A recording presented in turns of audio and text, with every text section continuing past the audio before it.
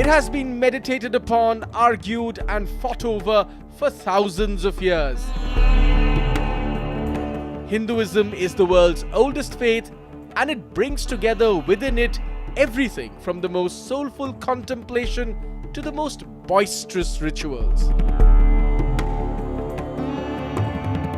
Just under 80% of Indians define themselves as Hindus.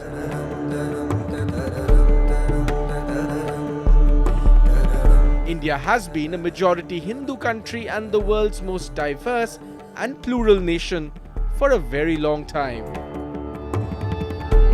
But what does Hinduism really mean today?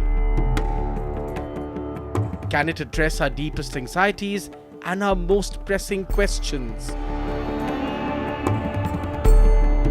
Does it divide or does it unite? I will ask all those questions to some of the finest minds in the world in this very special series called Being Hindu. I'm Hindol Sengupta. Welcome to my show Being Hindu, where I try to contextualize what it means to be Hindu in the 21st century. I'm delighted to have a man on my show who can only be described as legendary. This is a man who's taught for 50 years, generation after generation of Indians, how to understand our culture, our tradition, and of course that language of the gods, Sanskrit. I'm of course referring to Dr. Kapil Kapoor, the man who also wrote the Encyclopedia of Hinduism. Dr. Kapoor, it's a rare honor and privilege to have you on the show, sir. Thank you very much. Thank you, sir. I'm very happy and I feel honored to be here. I want to begin by asking you a question. A question that has come up again, a question that we must finally definitively answer, and you're the best person to answer. The swastika, which is considered holy by the Hindus for thousands of years, was misappropriated wrongly, criminally, some would say, by the Nazi party and Hitler. And why is that always held up as an example? Even in a recent article, the construction of the building where Sanskrit is taught at the Jawaharlal Nehru University, where you taught for many, many, many years, which is designed in the shape of the swastika, was questioned again, linking it to Nazism. Why is this happening, sir? Why are people making such a vile connection? Well, if you associate something which we hold as sacred with something evil in another situation, that doesn't make what we hold as sacred itself evil. That somebody misused it or used it, I will not go into that question. But the fact is that it was not borrowed from Hindus. Swastik is a Proto-Indo-European, figure. I won't even call it a symbol. It's a figure, and it is like our yantras and other. It's a geometrical design, and it is held sacred not only by Hindus, but it is held very sacred by the Jainas. So could you tell us a little bit about why it's sacred? Why is the swastik so sacred to us? Many people don't know that. You see, swastik is one of the forms which are sacred. As I said, the yantras, Shri yantra and other, they are in the form of a triangle or they are squares, because if you read Natya Shastra, that is about, there is always a debate about dates of Indian texts and thinkers, because we are not a biographical people. For us, individuals are not important, ideas are important. The Natya, the Natyashala, the theatre where the performance takes place, is described in, I think, the 4th chapter, maybe 3rd, 4th chapter, and geometrical, with a very clear calculation. So, although geometry was the central science of the Greeks, just as language was the central science of the Hindus. I am for the moment, using the same word. But Indians, this Jyotisha, which is considered astrology today, which in fact is astronomy, is in fact mathematics. Because Aryabhatta, our astronomers, They measured the movements and the distances, measured exactly, and by observations. So mathematics is an ancient science in India. As our good friend Obama said in Bombay, that zero is your invention, and without zero there would be no computer science. That's right. So is the value of pi. Yes. So there are many things. Yes. And in fact, I mean, as one mathematician, American mathematician, has written, actually the Pythagoras theorem, for instance, yeah, should there be is called the Bodhayanas theorem. in, oh yes, Yes. it is. In fact, there is. And because we were defeated on the battlefields, and we were subjugated by force. Although the mind was not subjugated till 19th century, it's when with the British that the mind, you see, there is an ancient hymn in Atharva Veda. It is called in the Prithvi Sukta. It's a Sukta, Prithvi Sukta, where the poet says, Atharva Veda is one of the four. Yes, of course. It is the fourth. Yes. And maybe not many people know, Atharva Veda is the Veda of the Zoroastrians, the Atharvans, the Yes. fire worshippers. Yes. There is a shloka, O Mother Earth, destroy those who want to subjugate my Rashtra by Shastra or Shastra. This is Atharva Veda. Unfortunately, By weapons or by knowledge source. or by Shastra. See, only one matra ka bhed hai. हाँ. Shastra or Shastra mein. Right.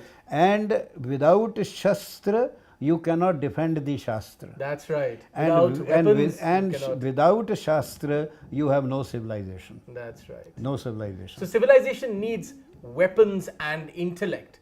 It needs Shastras, Yeah. and to defend Shastras, It to needs defend Shastras. what Shastras stand for, Dharma, to Yes. defend Dharma, you need strength of arms. So your gods, all gods carry arms, weapons. Rama carries a bow, Krishna carries a Sudarshan chakra. chakra. You see, Indra has a bolt, they have a vahan and they have a weapon. Because it needs to be defended. That's right. I heard one Swami Ranganathanandji Of the Ramakrishna in Mission. 1961. Yes. And I was very young then, and Swami Ranganathanji was not that old, Right. at 61. His line got etched in my mind. Right. He said, ours is a beautiful civilization, but it needs to be defended.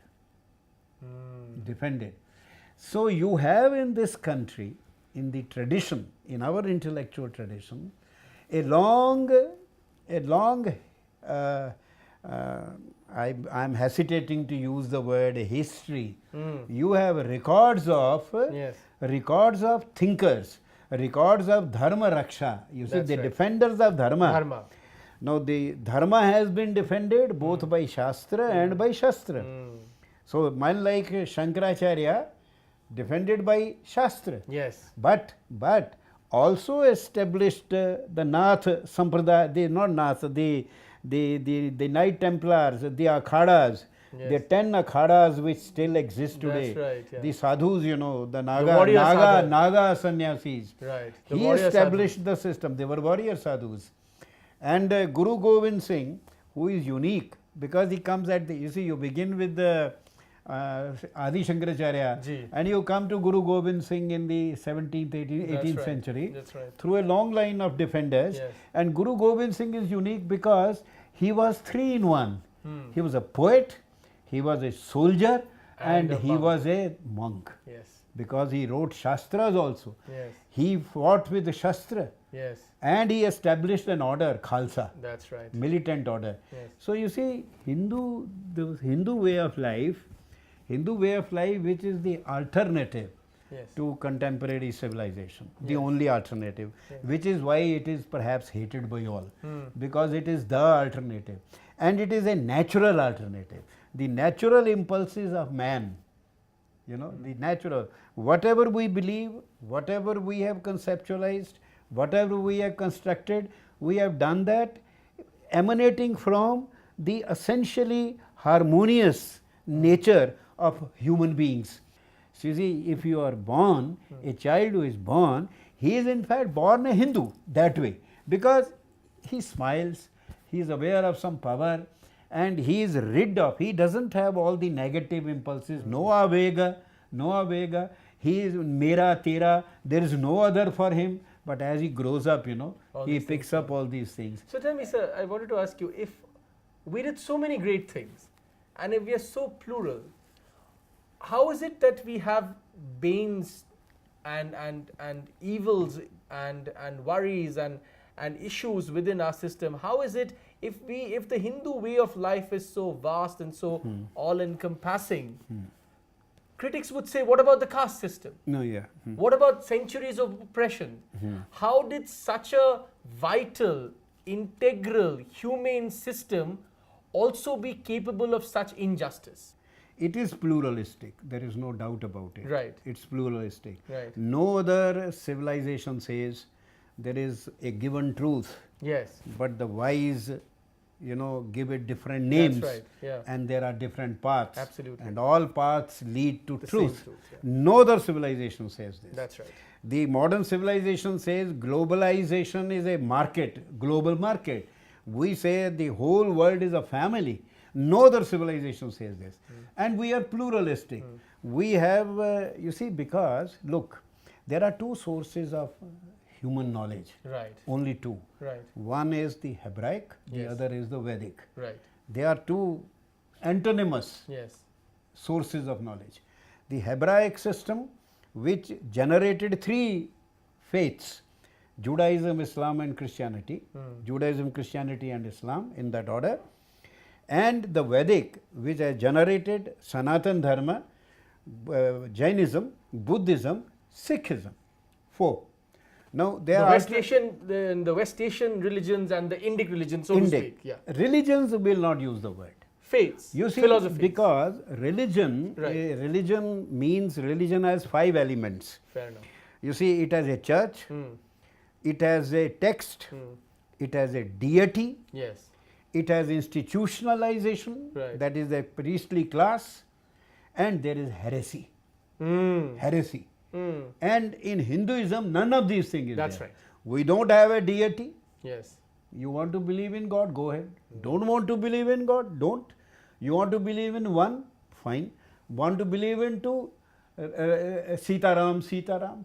You want to believe in many, go ahead and believe in Yes, many. absolutely. You want to believe in your own God, bring a stone from the river bed. That's right. And you start applying Roli and all that, and that's your God.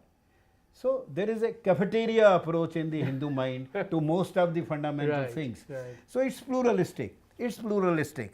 But then, as you say, why such system? In fact, social. There are 3 levels. The one is the social, one is intellectual, conceptual, one is practical.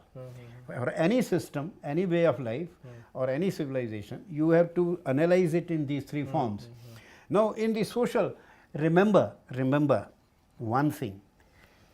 Hindu civilization is the most ancient civilization that has survived. Perhaps you can say the Chinese, perhaps, but the Chinese Were never colonized. do not have a Rig Veda 5,000 years That's ago. right. So you have if the Hindus' way of life or Hindu civilization was so riddled with evil, so bad, how could it have survived? That fundamental question we should try to answer. Why has our civilization survived while other much more efficient, monistic, monotheistic civilizations perished? Well, we have variety, we have conflict because we are pluralistic. We are not monistic, we are not monotheistic. We don't kill people who think differently. We don't kill people.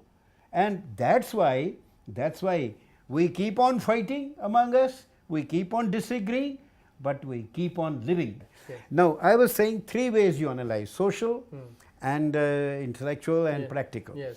Now, Hindu society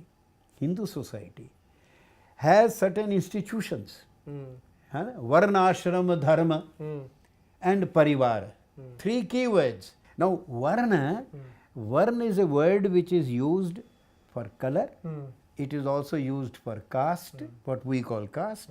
It is also used for the letter of the alphabet, the sound of the alphabet. The varna. Now, the sound and the color, sound and the color.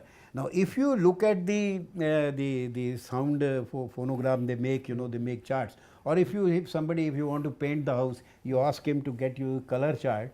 You see, you cannot clearly move from one color to the other. That is, there is no discreteness. It is a continuum. Sound is a continuum, color is a continuum. In the same way, the caste is a construct in a continuum.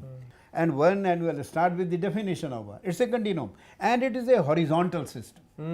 It was a horizontal system. You see, like there is no it's not a vertical system. There was no hierarchy. You see, my friend says that in a Purusha Sukta, where you see the feet as a Shudra, obviously the Purusha is lying down. In fact, he is lying down. So there is no hierarchy there. Right. And then at one time, he got up and the Brahmin went on top. How did this happen then? No, but listen to this, my friend's ingenious. He stood up and the Brahmin went on top. And these days, he is doing Shirshasana. The Brahmin is doing Shirshasana these days. The Brahmin is at the bottom. So, Purusukta itself lends itself to all these interpretations. First, let's take the question. It was a horizontal system. Right. All horizontal systems, by virtue of the use that is made of them, Yes. or misuse, Yes. occasionally degenerate into vertical systems. Right. Earlier, there was no hierarchy. Right. And it is a mobile. You see, there are many Upanishads written by what we call Shudra. Yes. And in the Alvar literature, Nama Alvar, he was a Shudra. That's right. But you see, some of the greatest bhakti, I mean, Shudra was not seen as a low category. Not at all. Not at all. It was a horizontal system. And there were four. And a functional division. Functional. And in if you read Mahabharata, the earlier kings, the Mauryas, or if you read Chandragupta Maurya Arthashastra, the assembly of the king, you see, it had 4 Brahmins, and I know the proportion. The Brahmins and Kshatriyas 4, let's say. Then the Vaishyas are 6, and the Shudras are 4. And you see, every caste is represented. Every Varna is represented in that assembly. And the king is not free. He has to go by that. Now the question is, mobility was there. And mobility was there till we framed our constitution. Our constitution has now frozen the caste. It was never a frozen system. It was not a frozen system. And it was oppressive, not in all over India, in entire Hindu society, in certain portions and parts of India. For example, I come from Punjab. And in spite of Mulk Raj Anand trying to defame Punjab, in Punjab there was no untouchability. There was hardly any consciousness of Varna system, you see. But in certain parts of India it was there.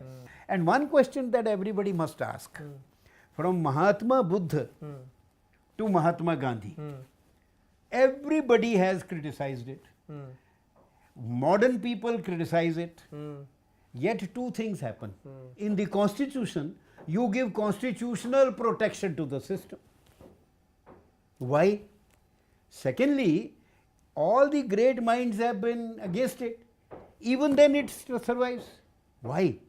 Why is this system there? And it is not, I mean, it is a part and portion oppressive, but it makes a society cohesive. I give you one idea. India is hugely multiple, 1,67,000 jatis and 100 crore people.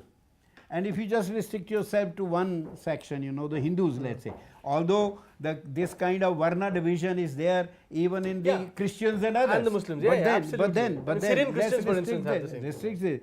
There also, then what do you find? That, you see, so many people, multiple jatis, they are all reduced to 4. In fact, it is if you are familiar with the Advaita, from multiplicity to 1. Yes. Multiplicity to 1. Yes. Through hierarchical categories. Yes. Is social structuring, this is through that. And then, you know, then above all there is the rishi. See, ऋषि की कोई जात नहीं पूछता, ऋषि का कोई उद्गम, नदियों और ऋषि का कोई उद्गम और जात नहीं पूछता. They are the top. They are those who are at top. Rivers and the sages. Those who are at top in this society, they are not part of the system. But the system survives because it must be serving some socially cohesive function. Okay. Purpose. On that point, I want and to... oppression. People often talk in the last 1,000 years.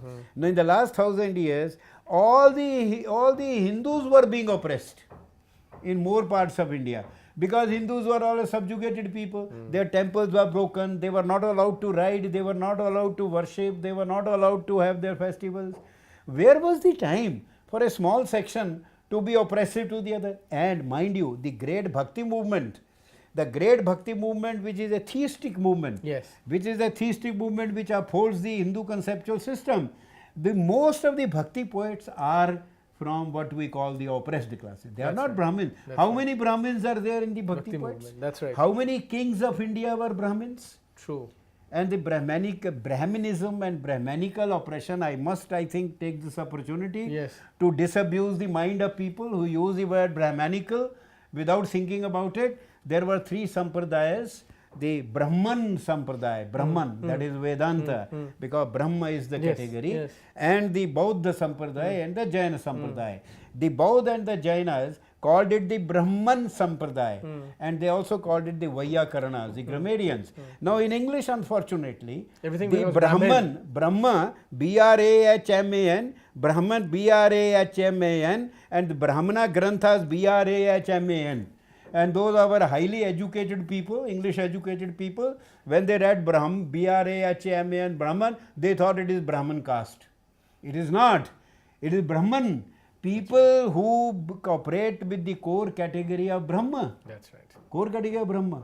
You mentioned Vedanta. Yes. You see, Advaita. So it's a from multiplicity to so many. I tell you, there are within Varna, there are so many other classifications. If you read and structure this, you see the structure, how closely it is structured. That's why it has survived.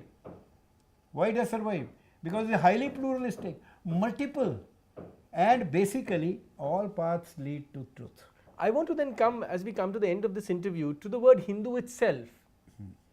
And what it stands for. And what does it stand for? Yeah. And what does it really mean? Because there are so many people argue that because there are so many philosophies in Hinduism, actually Hinduism has no one philosophy.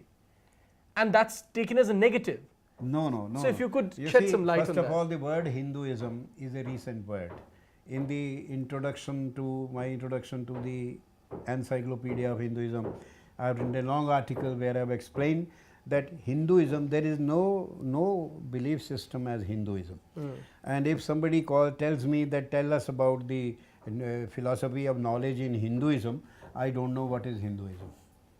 You see, there is this word has taken currency 150 years, 200 years when the British came. Earlier, the word Hindu, it comes from Indus, Intu. Even today, Chinese call India Intu. In fact, I was so surprised when I went to China, they say, Hindu? I said, great, somebody recognizes me as Hindu. I said, yes. He said, go. I was not checked. And there was one country where, we are treated with respect. So, Intu, Indus. Indian also comes from there. Indo.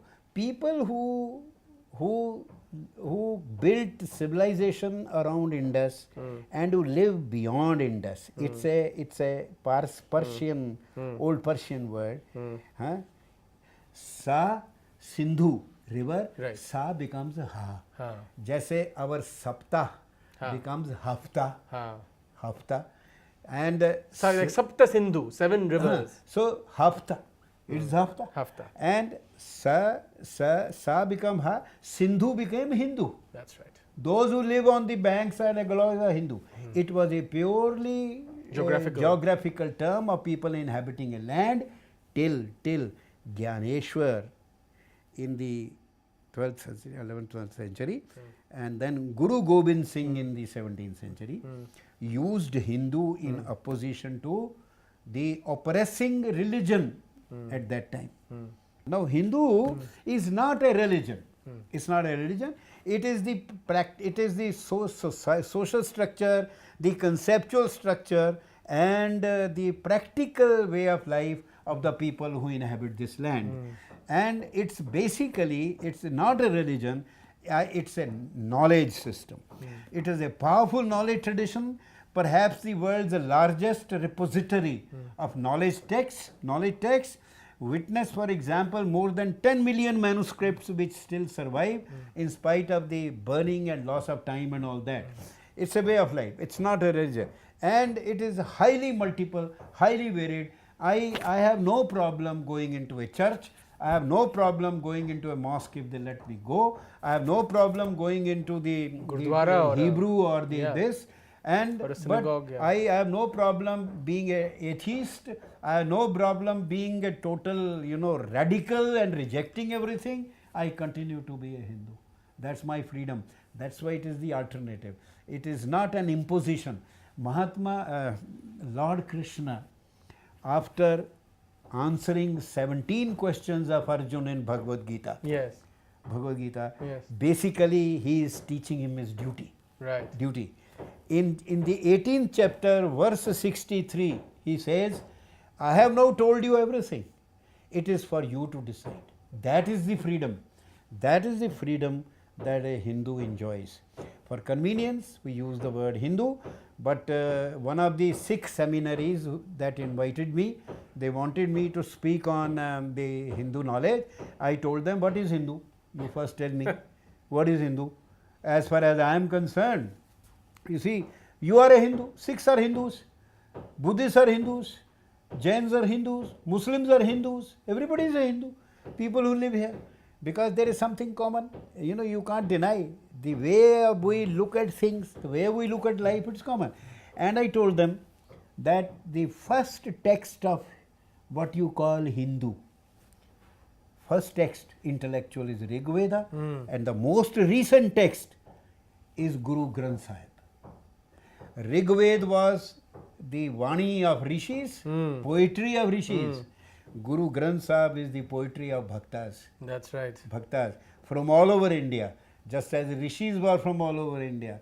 And as Kamfutsga, Guru Granth Sahib is simply a what you call summum bonum of this civilization, which we people called Hinduism, whatever. I simply, because for convenience, if somebody questions my existence, then I'll say I am a proud Hindu, but that doesn't mean I hate others. Because for a Hindu, there is no other. Mind you, there is no other. In other civilizations, the knowledge is gained for power over others.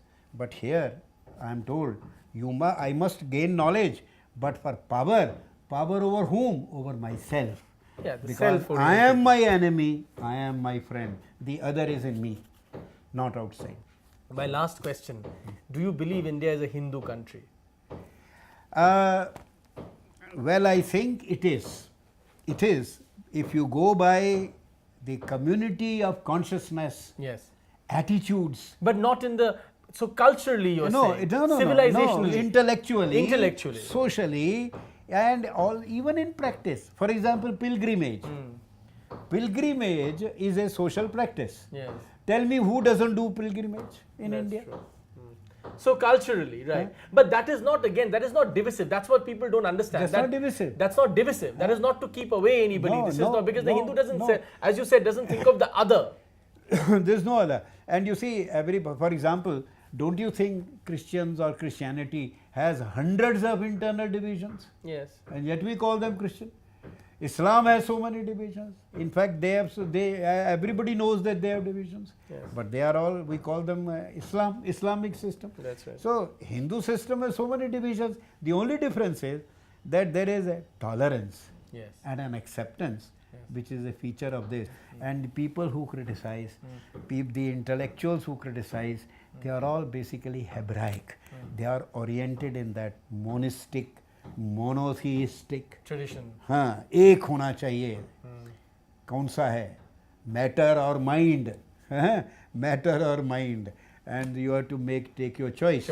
How can you have so many? But the Hindu doesn't choose. It's No. matter and mind. It's all there. You choose your, I choose mine. Fair enough. Thank you very much, Dr. Kapoor, for sparing time. Thank you, sir. Thank you very much.